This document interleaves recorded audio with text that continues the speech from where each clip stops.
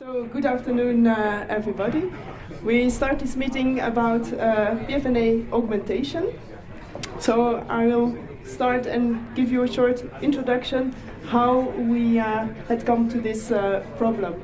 I think you all know that the aging of our population is an increasing problem because this will lead to a tremendous increase in fractures, especially hip fractures in women above 70 will increase. And you also know that fixation of these types of fractures might be very challenging, and this is due for sure because of the bad bone quality. This is the problem we have to deal with. Patients often have very poor bone quality, and this is the reason why some surgeons do not allow them to fully weight bear, and they need assisted care. This is the problem we are sometimes confronted with. So we have to deal with a cutout of the cephalic implant, like you see on the image with the DHS, or even a cut through of a cephalic implant, like you see with the PFNA. This is not only due to the quality of the bone, but also the surgeon plays a very important role in this. It depends on the techniques the surgeon will use, the quality of the reduction of the fracture, and also of the implant the surgeon will use, and eventually biomaterials. So for the proximal femur, we all know this problem of incidence of cutout of the cephalic implant, especially in unstable fractures. When we use a screw-based fixation type, failure rates up to 12.7% have been mentioned in literature. With the coming of the helical blade concept, another technique was used, and we see that we can use the bone compaction around the blade, and this implant also provides us with very good rotational stability. With this implant, we've seen a drop down of the cutout in unstable fractures to 3.6%. Nevertheless, we still have this 3.6%. And we still have the same problem of osteoporosis leading to fracture fixation failures, sometimes the surgeon who cannot achieve a perfect reduction, and maybe we can try to use or to add now biomaterials to our implants. And this is how augmentation was started. Here you see the concept of augmentation. PMMA is added around the implant to enlarge the load-bearing area, so we have a better fixation of the implant into osteoporotic bone. We are still left with some questions. First of all, we don't know how much stability is gained with this technique. Secondly, we're not sure about how much cement is needed, and there is a problem with the temperature, because you all know that with the hardening of the cement, an exothermic reaction will occur, and what will be the influence on our bone. So following the TK milestone concept, in the first phase of the idea, we wanted to prove the concept, and for this we performed a lot of biomechanical studies. These studies were performed, first of all, on a foam model. And this is how you can see the model. It's a polyurethane model, and it is mimicking osteoporotic bone. So this is the first model we used. We did two biomechanical studies using this model, one with a concentric distribution of PMMA around the implant, and a second one where we used different localizations of augmentation around the implant. Secondly, we also performed some cadaver studies. First of all, we did a cutout study on cadaveric osteoporotic bone, again with concentric distribution of PMMA around the implant. Secondly, a pull-out and rotational stability study was performed, and finally we also performed a temperature study. So this is the first study that was performed on the foam model. 4 groups were created. of one where we implanted the blade in a central position. A second group where the same implant positioning was augmented with 3 ml of PMMA. Then we had a fourth group where we had an eccentric positioning of the implant, which mimics a biomechanically less favorable position. And then we had a fourth group where we augmented this eccentrically located blade. And here you see the result. Augmentation improved the cutout resistance for the centrally located blades and as well for the eccentrically located blades. So augmentation showed a huge increase in the number of cycles to failure. After this first study on the foam model, the second study was performed on osteoporotic cadaveric bones. So we took 6 pairs of bones. One side of each pair was implanted with a PFNA, and the other side was augmented with PMMA. And then we compared cutout resistance, and we came to the same conclusions. The augmented pairs or augmented specimen did do much better.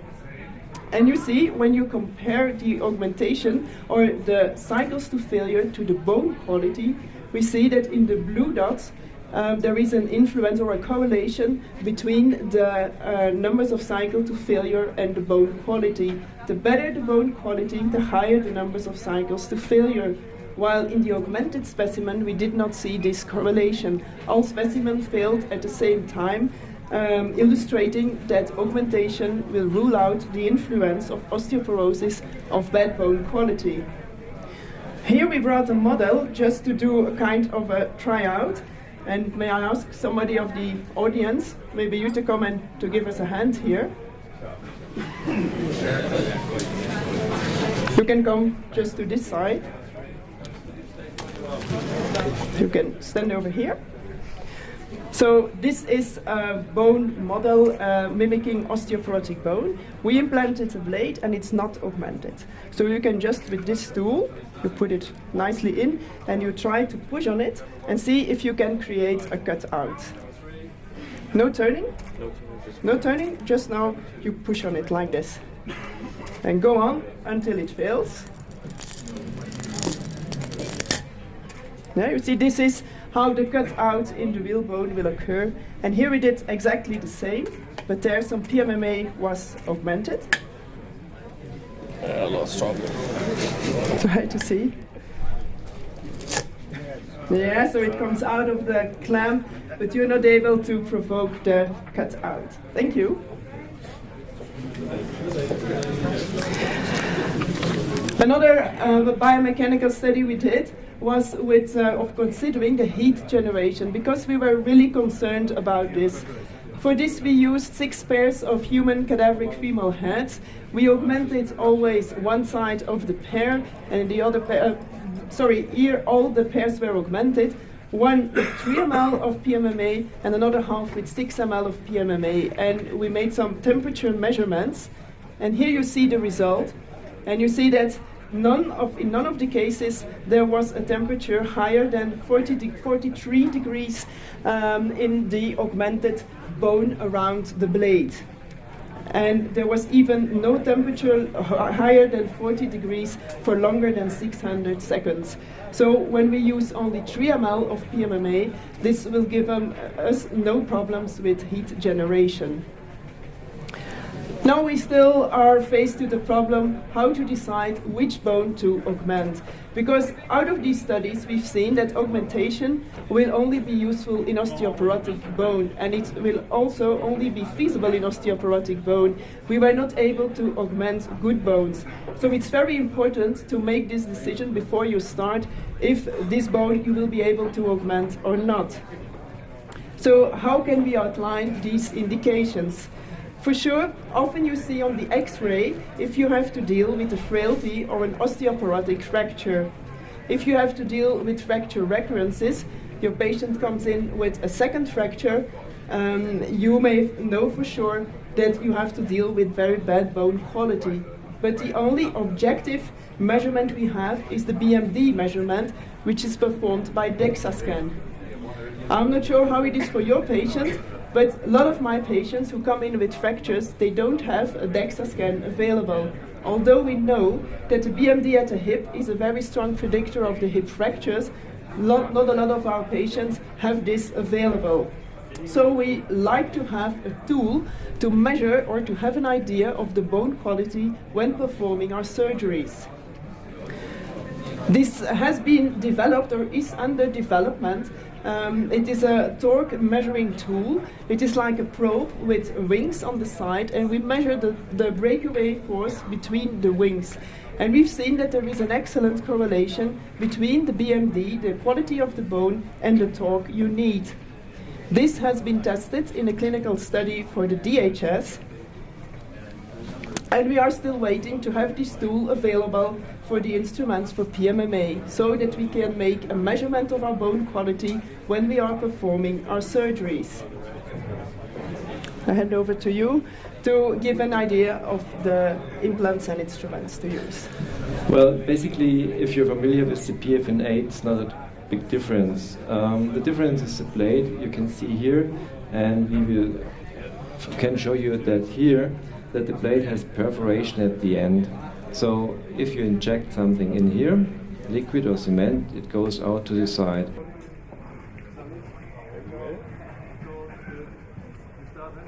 Like shown here, and that's the difference, that you have the possibility to get out the cement at the far end of the blade. The design and stability of the blade is identically what you have done so far with the standard PFNA. And how do you go in practice to that? You have different tools which are a complete set, and the set contains a cement system, the application system, and some syringes. And basically, having inserted your PFNA, you can decide whether you go for injection of the cement. And the cement has certain properties, and the most important thing is that you have almost 25 minutes to can use the cement outside of the patient. So it only gets hard inside the patient, so it's quite a lot of time during surgery that you can work with the cement. And the other thing about the temperature has been mentioned before, so it's not a heat developing, but a very cool cement. This is just a little animation that shows you have depth control, so you just adjust your insertion tool to the length of the blade. This prevents that the injection tool is perforating the blade at the end. The other thing is, which is shown here, is that you should have a control about leakage. So here's shown a syringe which is filled with contrast fluid, and if you insert the contrast medium, you can see how the cement will distribute later on in the femoral head. And make sure that this contrast fluid does not go to the femoral joint, otherwise there could be a damage to the joint. This is a very crucial step at the beginning, and as soon as you are sure that there is no extravasation of the contrast fluid, you can go further with cementing. And this is an example about the leakage test. Here you can see if there is positive arthrography as the contrast fluid goes to the joint, you should not go further with injecting cement, or at least must be very, very careful to avoid this with the cement. So the recommendation is, if there's a leakage, don't use the cement augmentation. If there's no leakage, you can go straight forward with the augmentation and injecting the cement. So in detail, what you're doing is that you are preparing the cement like this. You have this powder of the cement, you have the fluid to that, you just put it in. After that, this one is put on the top. So I'm not allowed to do this here because it smells. And having mixed your cement, you have this connecting tool here, which is on top here. And after that, you just turn around here, the cement comes out of the connecting tool, and you can fill up your syringes. They are just tightly connected to this one, so they don't move away from that, and this control unit allows the cement only to go in that direction. There are two different sizes of syringes. That's the 2 millimeter one, and that's the 1 milliliter one. What's the difference? At the beginning, you have to fill out this application device. And to fill up this whole length, you need approximately 3.5 milliliter of cement, and this is done very quickly with the 2 millimeter syringes. After that, if you continue with this type of syringe, it's very hard to go forward with the cement, and you get a higher pressure with the 1 milliliter syringe to extrude the cement at the end of the system. And the next thing is that the system has a connecting tool to the syringe, so it's attached quite tightly here. It can't go off, and so you're always sure that the cement does not leave at the connecting area. And when you inject the cement will go out here, and as you can see here, it's going out on one side. So you have a full control about the direction where cement is going out. And while injecting, you can turn around the system, so the cement will go 1 o'clock around in any direction around the blade. So that looks like this. So it's injected here, and you can see now the cement is going out that direction. There's a mark on here, so you have a control where the opening is. I can show you that. It's a small triangle here, and you can see that that's the direction the cement is going out.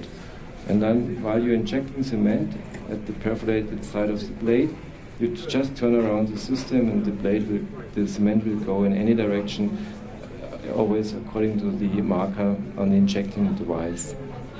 At the end of the procedure, there's still some cement left in here, and if you would like to have the rest of cement applied to the patient, the recommendation is not more than 3 to 5 milliliters injection, but then sometimes you would like to have more cement, then you can use this plunger, which fits in here, and this one, just moving in like that one, extrudes completely the cement at the end, so you have an additional 3 milliliters cement applied to the patient. And a very important part of it, you have seen it at the animation, is that you here have to adjust the length of this application device to the appropriate length of your blade, because if you don't do it like here, then you could just perforate with this one the end of the blade and then inject the cement outside of the blade.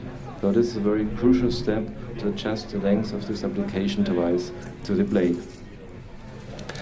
Then we would like to show this with the nail together, how it works, before we come to the cases. So we remove that one. So practically, you have inserted your femur, your PFNA. The blade is inside of the patient. Maybe do it like this, so it's easier for me. Okay, so you can see that that's a standard application. The nail is in the patient, the blade is inside, the aiming device, including the drilling sleeve, is in place. And then you have adjusted this one to your blade length. It's 110, let's say. So you just go to 110 here. After that, the first thing is you're inserting this device until it stops. Then you're sure it does not perforate on the far end. And the first step you remember is you're checking the leakage that would be injecting the contrast fluid.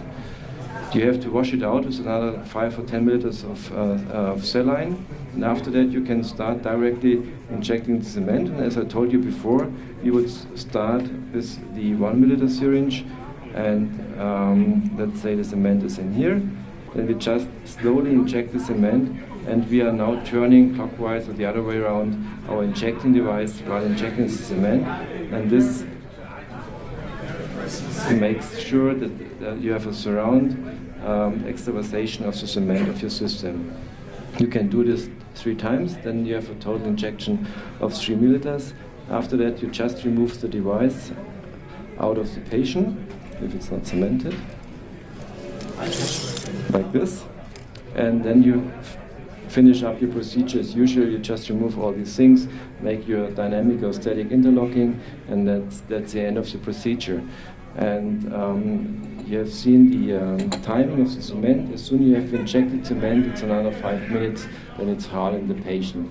So at the end of the procedure, having removed the aiming device, have done the interdistal locking, usually it's 5 to 8 minutes later, and then at that time point the cement is hard enough that the patient can be moved from the OR table. Are there any questions to this practical side of application? Everything's clear? Do you wait to harden the cement and then pull out your injection? Or not? Yeah, as I just mentioned, when you inject the cement, there's a roughly 5 to 6 minutes after that it will be hard in the patient. So if you just go on with your procedure, do a distal interlocking, usually that needs you another 5 to 6 minutes. So at the end of the procedure, when you have removed the aiming device, always the cement will be hard enough. Another question, is it possible to inject phosphate calcium, something like Munurian or anything else instead of the PMMA? Well, basically, you can use it, but it's an off-label use, of course. And the other thing you always must keep in mind, that's a different biomechanical property, because all this biomechanical testing and has shown you is with PMMA. So for that setting, we can guarantee it's a very good and a very good working augmentation system. In any other type of cement, let's say you're taking hydroxyapatite cement, then the biomechanical properties are so poor that the augmentation is not really enhancing the stability. So that's the perfect setup, has been tested, and I recommend you don't use any other things. Okay? Yeah, Not even chewing gum. It's sometimes something we were also thinking of. Maybe we could use some resorbable kind of PMMA, but we think in osteoporotic bones this might not be indicated because your bone quality will not get better. That's one thing, and also the biomechanical properties of these resorbable kinds of cement are far under the quality of PMMA. One more questions? Yeah. Could you show me the study about the rotational stability of this The rotational stability? screw? I just look at the axial stability, but I cannot see the rotational stability. We did not mention the results of that study because it was exactly the same as I mentioned the cut-out study, which showed that there was a higher resistance to cutout for the augmented specimen, and we saw exactly the same in the rotational study, where a rotation was performed and also a pull-out. So when this study showed the same results, first, that augmentation will improve your resistance against rotation and against pull-out. And we also have seen the same correlation between the bone quality and the influence of the PMMA. The lower your bone quality, the higher the influence of your augmentation will be, the higher the effect will be on your biomechanical stability.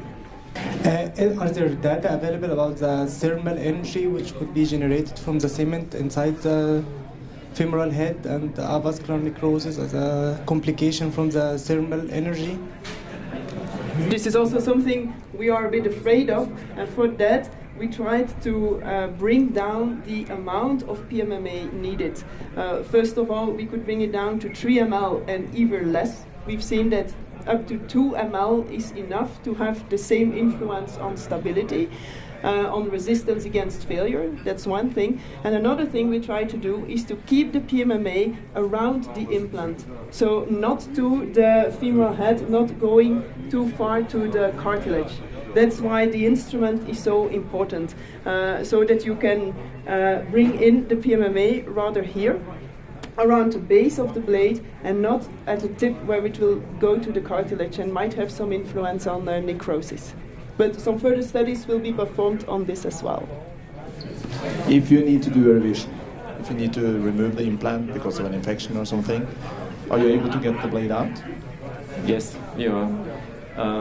The interface between the metal and the cement is very smooth, so as soon as you just hammer it back, the cement will stay in place and the blade will go back. So you always leave the cement in place, and this has been shown in the lab. It's quite easy, and my personal experience are 2 cases where I had to remove that, and it worked.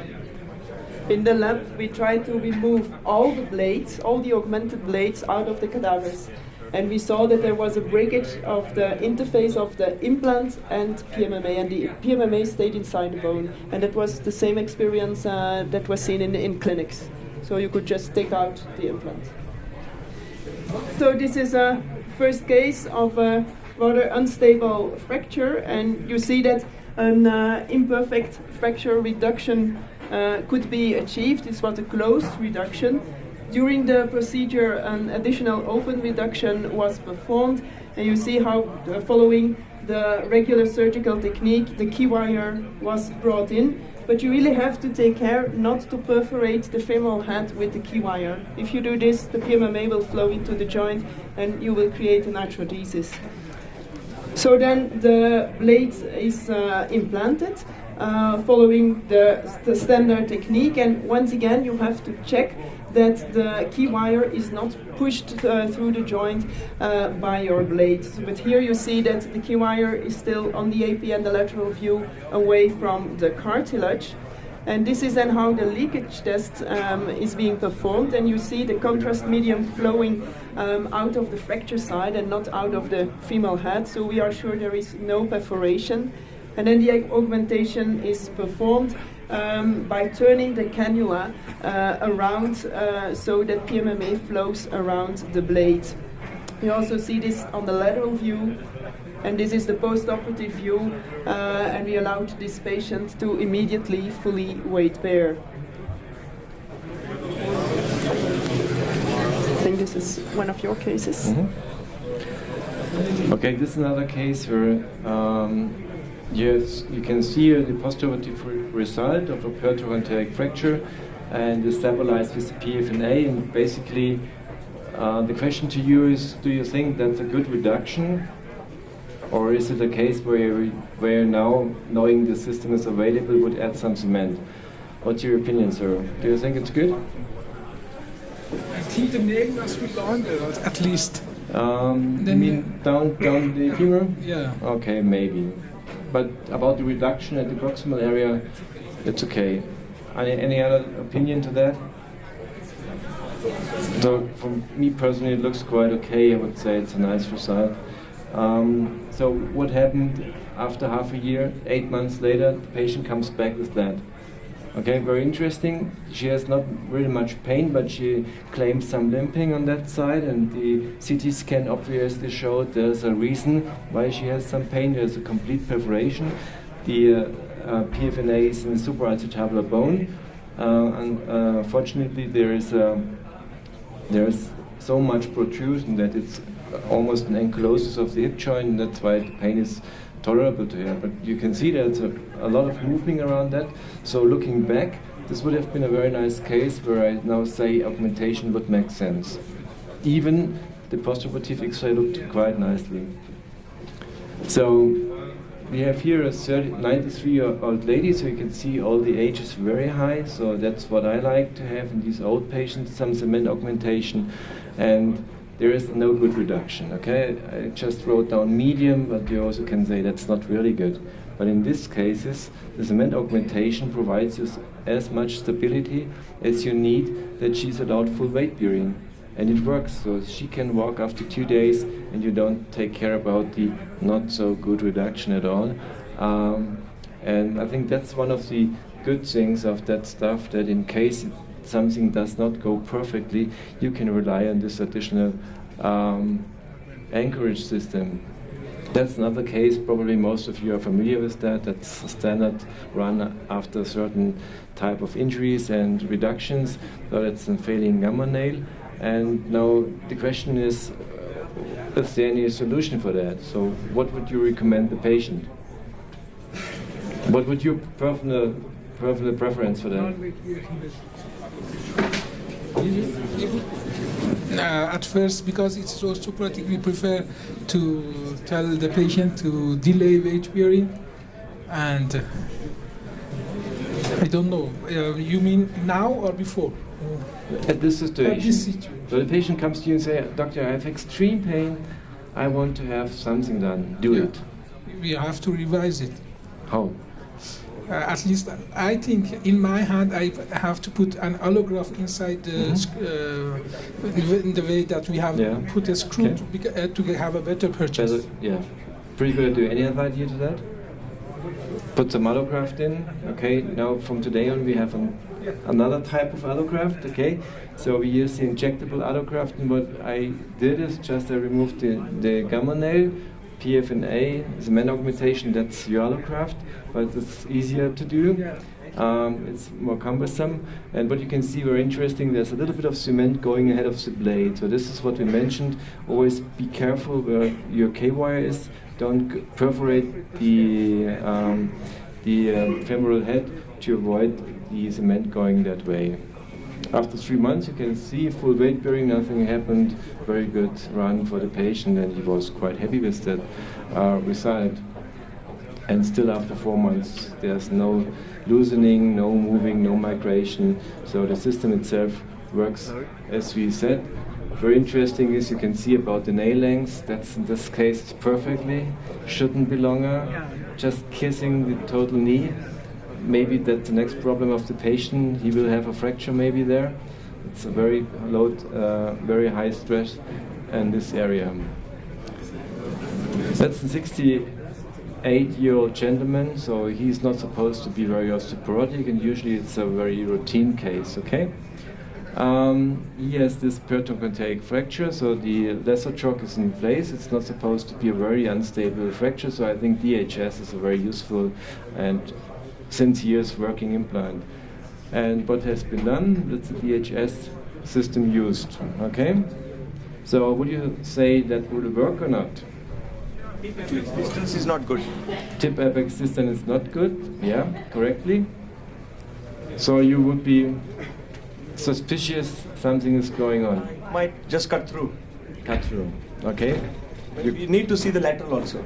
Yeah, that's a semi-lateral, okay? That's not very good, but it has been ordered as a lateral. The patient was not very compliant, okay? But I can say you're perfectly right, okay? That things happen like you just mentioned it. It's a cutting out of the system, okay? Now next step would be what?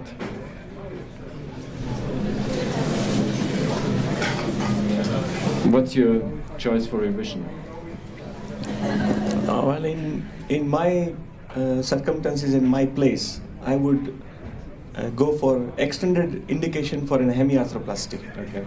Yeah, I think that's absolutely one of the options. The other thing is that as the screw did not perforate the head itself, so the head is intact in that situation, you could now go for a different way, like we are doing today, and that's what we did. We just did a new reduction, used the PFNA and did a cement augmentation. And we allowed the patient full weight bearing.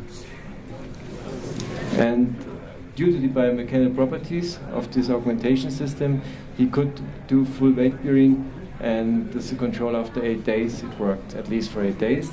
So it's now 1 month in the line, and still there's nothing happened with the patient. So it's working. So in these cases where maybe you don't like to go for a total hip, it could be a step in between the total hip to try this augmentation device. This is a 49-year-old patient with a pathological fracture. So he has a metastasis of an esophagus cancer, and he has a limited survival time. So this device is not labeled to be used in tumor areas, but if you do it and talk to the patient and say what you are doing, then it could be very helpful. And you can see that that's an osteolysis in the femoral head on the left side. The head is still intact. It's a metastatic disease. Lifetime is expected to be not more than 6 to 9 months. And what we did, we just stabilized it with the PFNA, and you can see how nicely the cement just goes for the tumor lesion and fills it up.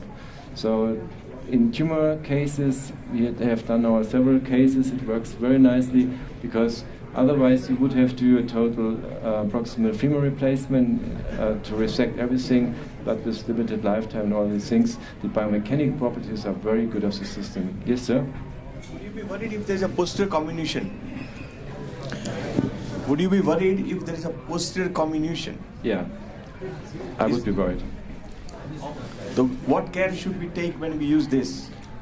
If you use that device, the care you should always take before injecting the cement in case of comminution, that you use this contrast fluid. And contrast fluid shows you how the cement will distribute. And if there's any distribution which is dangerous, going to the joint area, something like that, you should not use the cement. So just do this step in front of any injection, and then you are sure that nothing will happen. And you see 7 months later, full weight bearing. The system itself, from the biomechanical point of view, works. He had some radiation in the meantime, but you see the progress of the tumor. There's ongoing metastatic growth of this cancer. Another case, again, 93-year-old lady. You see that peroenteric fracture on the left side, and as you know, meanwhile, this augmentation system gives you a very strong biomechanic property, where this old lady with a cement augmentation like this can be allowed immediate weight bearing on the first day after surgery. So, in summary about the cases, from my point of view, and will maybe add just some more comments, it's a very good system. I personally like it in the very old patients, I like it in revision cases, and I meanwhile like it in some off-label cases like bone tumors, and altogether it's a very good feeling as a surgeon to have such a very strong support to these osteoporotic bone devices. And maybe just to add, I think we stressed enough on the importance to do the leakage test to make sure that you will not put any PMMA into the joint. But a very important thing for me is that the PMMA is very nice to handle. It has a quite long hardening time outside the patient, so you have time to pre-fill the cannula, to do the whole preparation. It only takes some minutes, but you don't have to hurry. You can use the PMMA immediately when it's prepared, but it stays quite liquid out of the patient for 20 minutes, and once in the patient it needs like 10 to 15 minutes, and that's just what you need to finish the procedure. Do you have any more questions? yes, please. Economically, how much is the difference between this kind of cannulated PFNA and the ordinary? I mean, how much does it cost for the patient? Difference? Well, the difference is only the cement kit. The blade is the same, so there is no additional price for the same as for the blade, as far as I know. The blade, the price for the blade in Belgium, the price is the same. Yeah. And all blades are being changed. So the mechanical properties of the blade, if it is perforated or not, are the same. This has been tested. So in Belgium, only perforated blades are delivered to the hospitals, and then you can decide for yourself if you want to add the augmentation possibility or not. And then the patient will only have to pay for the PMMA. And if you're interested in some more experience, we have this also published meanwhile. You can see that. Yeah. Copies are available, just help yourself. And so it's basically only the price of the cement you just add for the patient, okay? Some more questions to that? Everybody's happy? You're completely convinced? I asked before because I am interested in using calcium phosphate, and you told me that you have used it and it didn't work. I mean, I want to know more experience about other kind of cement that you have used in this device. It's something that is still being investigated, if some other kind of PMMA might be useful. So it is still active in other experiments we are doing. Can you? Yeah, yes please. Are you planning to increase the indications using the same thing in other devices? Is that what is in your mind? In my personal mind it is, yes. So I'm using this in spine surgery as well. I use augmented screws for spine. But for trauma, you can use augmented screws for trauma in the same principle. So this is a basic principle from my point of view, which can be applied to blades, screws, and other things. Okay? It's promising currently. Okay? I think the results we've seen in the hip are very promising, and to use the same principle or to extend it to other fractures, like for instance proximal humerus, might be very interesting. Yeah. Thank you very much. Some more questions? If not, we would like to thank you for your audience. Thank you. Hope you enjoyed it. And have a nice day. Thank you.